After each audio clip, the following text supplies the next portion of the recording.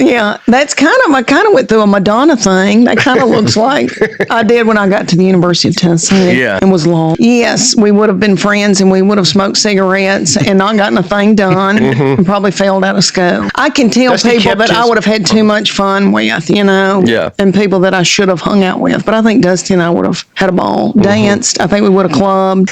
Brian probably would hang out. Kind of like Chuck Morgan. He's not fun. And I was like, and he chased me. He chased me because I was exciting, And then when he was trying to get me, he bought me cigarettes. And then he started saying, after we dated for a while, "You smell bad."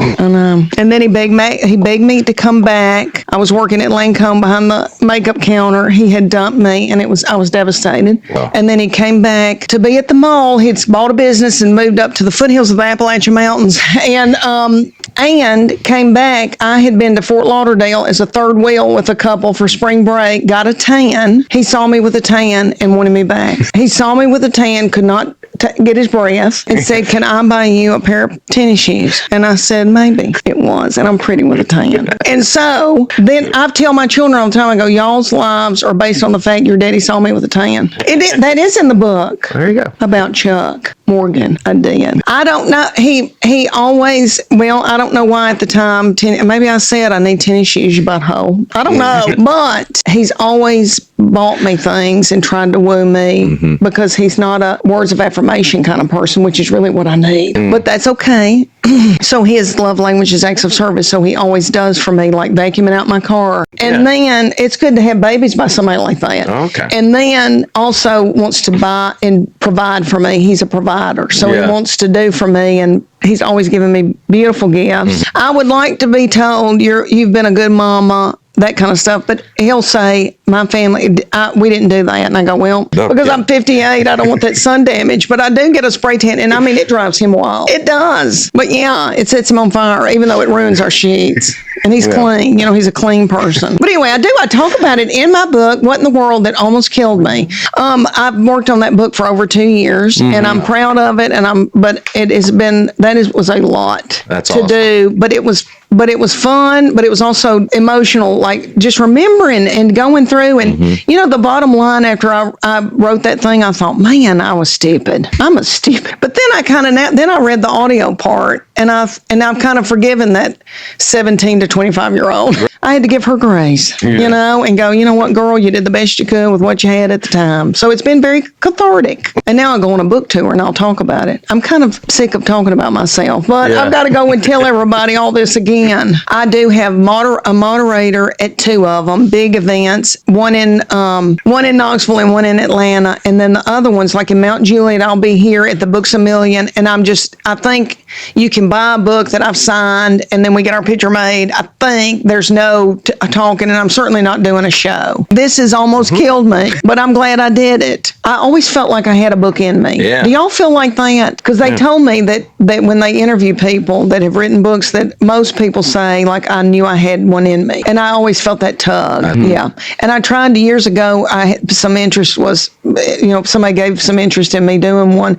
And I wrote the first chapter just for them to see my point of view. And Chuck Morgan went in and corrected it and put big red circles around it and said, "How did you get in the University of Tennessee?" I said, "Well, it was 1983 and you only had to have a 12. It was only a 12. I didn't get a 12, but I heard that some of the boys that play football, they only required them to have a 12. Maybe it was higher for little country girls, but I didn't have that low, but I had low. Well, I took my ACT, and my sister at Austin P, she was in Austin P. I went to her dorm, spent the night. I'm not saying this made it higher if this hadn't happened, but we didn't have cable in Adams, Tennessee yet. So I watched Benny Hill all night. I'd never seen anything like it, and I was so thrilled. And then I was like half dead, went to the McDonald's, burned my tongue real bad on some coffee. And then I feel like I just went in there and just went. But let me tell y'all that my kids, when they want to know my ACT score, I've never told them. And I said, it'll go to my grave. And so when I get the flu and I'm have high fever and I'm hallucinating, they go, "What was that ACT score?" Because they're trying to get it out of me, but they'll never get it.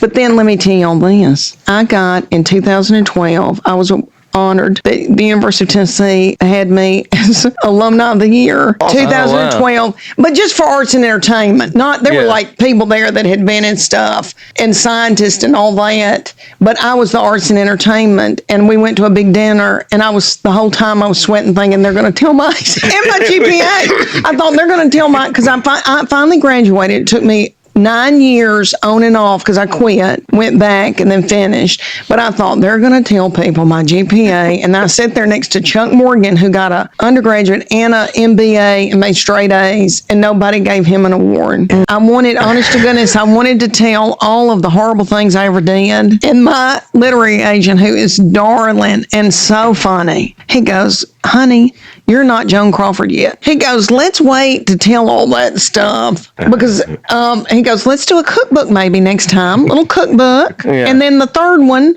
when you're an old woman, tell all the horrible, stupid things you did. I do have a lot of horrible, stupid things I did in this one, but it wasn't everything. Well, and I can tell y'all that I think I'm just at a point in my life where I don't care who knows. I don't care. I can tell it. I've been washed in the blood. Yep. I'm all right. I know I'm okay. I'll tell you about little Burt Reynolds. This is crazy. He shot his last movie that he ever made called The Last Movie Star in Knoxville, Tennessee. And nothing shot up there. I mean, it used to be Food Network and Scripps and all that was up there, and there was a lot of production, but never movies or television. My friend happened to work on it. It was crazy. And they did this movie, and I've watched it, and Burt Reynolds was out of this world in it, and he was in his late 80s. Okay, my friend invited me to the premiere, and little Burt Reynolds walked in, honey, on a cane with a velvet jacket and rose-colored glasses. And it was a perm. I don't know if it was a perm, a wig, what was sitting on that little thing's head. And we locked eyes because I feel like I still had my bloom. I mean, it's been a few years ago. And he looks at me. It was like he'd gotten a little, down on a cane, but still had that Burt Reynolds. Yeah. Burt Reynolds was still in there, and he looked at me like, I know you're attracted to me right now with this cane and this wig on my head. And I was like, and I would never do anything unbiblical toward Chuck Morgan, but I just had that thing. But Chuck Morgan, when we met at UT, bought a used mobile home business in Bean Station, Tennessee, moved me up there, and that's in the foothills of the Appalachian Mountains, where there were people who, it's beautiful up there, and stunning lakes and all that kind of stuff, but there are people he set up houses for that did not know who the president was, build dirt floors and that kind of thing, but absolutely precious people. Well, let me tell y'all that I went one time to get one of my girls a prom dress, and we were coming through a volleyball tournament or something. We stopped in Asheville, North Carolina, and the woman and her husband were in there, and he looked half dead, and she said, girl, I've gotten on testosterone pellets, and I have worn him out. And he goes, I own a Domino's pizza franchise, 2 stores. He said, I can barely work. Because she was so tickled with him. Testosterone pellets in women. She owned a prom store, kept that going, and almost killed that little man trying to run 2 Domino's. He said, she's killing me because it raises women if they put a pellet in. I had that happen to me in Florida at a Marriott, and it started going off and just loud, horrible noise. I get up, put on my pants, grab my purse. I have on I don't know if I had a gown on. I think I got dressed because I thought, I've still got dexterity. I can get dressed, go down this thing. Women came out. It was a scrapbooking convention going on. I was there. I had a show. I can't remember where it was. It wasn't Sarasota. Somewhere I'd done a show. Well, little women that I guess thought something bad was wrong. It was the laundry room, a dryer sheet, something was wrong, but not bad. But I thought, I'm going to put on my underpinnings. I'm not going to come out here with no underwear on. Everybody else came out of bed, no purse, nothing. Everybody, I just sat down there and had a ball. I met more people.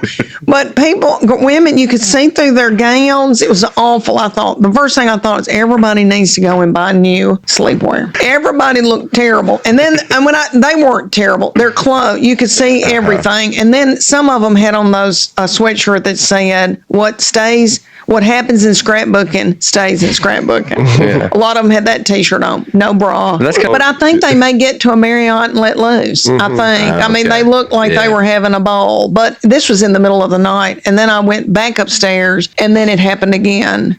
And we all had to go back down. But the fire chief came, all that came. It was exciting. It was balmy outside.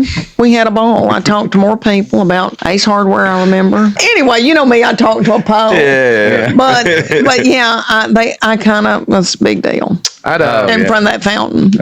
I've been touring heavy. I'm now into my, I think, into my third 100. Well, what am I in? I did over 100 shows for Big Panty. Then I'm still in the Just Getting Started tour, and I'm now gone into 200 shows, I think. Wow. But I took off so that I could be with my family and my babies before I moved to Los Angeles temporarily. A Chuck Lorre show on Netflix, and I'm thrilled. I'm tickled, and I'm scared. I'll just tell y'all, I'm scared. I've never done anything like that, and I'm scared. But he was darling. He flew to my house in Knoxville and met my family and held my grandbabies, and he's precious to me, darling. And we've got the writing staff and all that, and so they've written the pilot, and then I'm a writer on it, so I rewrite what I think needs punching up or whatever, what I would say, what I wouldn't say, and then they're casting now. They've casted most. So I go out there. I have to be out there to shoot the first pilot in October, and I've got my book tour in September, so we're just going to try to throw some suitcases in a yard in LA, throw our panties in a drawer, and then take off for the book tour, and then I'll come back and shoot that. But it's 16 episodes, 2 seasons. They're gonna do it in 7 months, but I'll come back and forth. And I told Nate I'll be on the road some doing, to stay on stage and to be able to work, but mostly out west, so that I can shoot it. My next Netflix special is I'm going to shoot it in June. I think I'm going to shoot it in Wilmington, North Carolina. I know I'm tickled.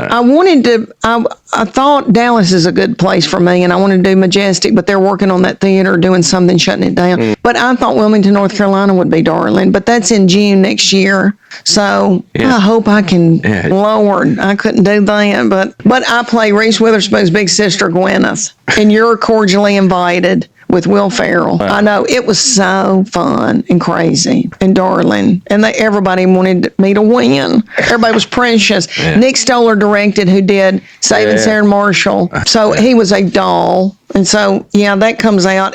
I think it got pushed further away because of the SAG-AFTRA. I liked it. It's a lot of hurry up and wait, and I got, you get bored out of your mind. But I was sitting there talking to Jack McBrayer and all these darling people. I had a ball with the cast, but it's a lot of waiting around, and I'm not used to that. And I was scared. I was scared to death at first, and I was scared through the whole thing.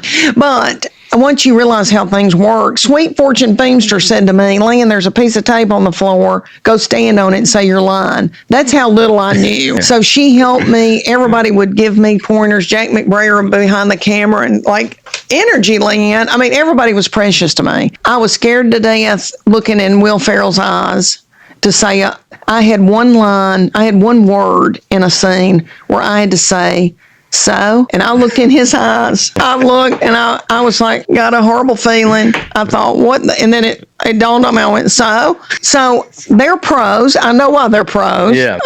Little Reese said to me, because I said, how am I going to learn lines? I get too nervous, and then I got to say a line.